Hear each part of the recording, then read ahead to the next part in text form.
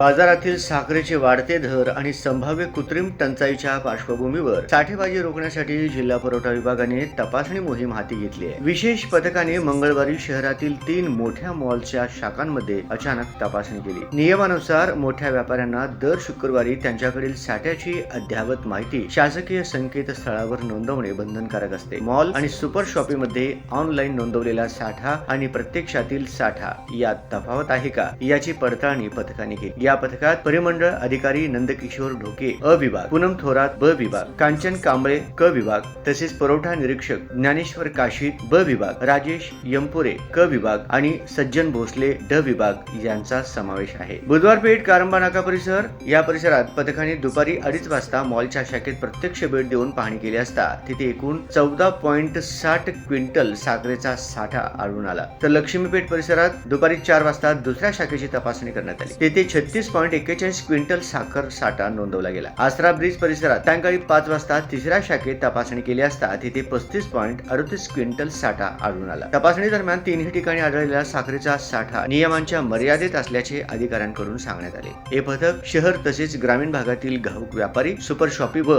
नोंदणीकृत रिटेलर्सकडे रँडम पद्धतीने तपासणी करत आहे। या मोहिमेचा दैनंदिन अहवाल दररोज प्रशासनाला सादर केला जाणार आहे। तपासणी दरम्यान साठ्यांमध्ये गैरप्रकार, अनियमितता किंवा काळा बाजार आढळल्यास थेट दंडात्मक व कायदेशीर कारवाई केली जाईल असा इशारा प्रशासनाने दिला आहे।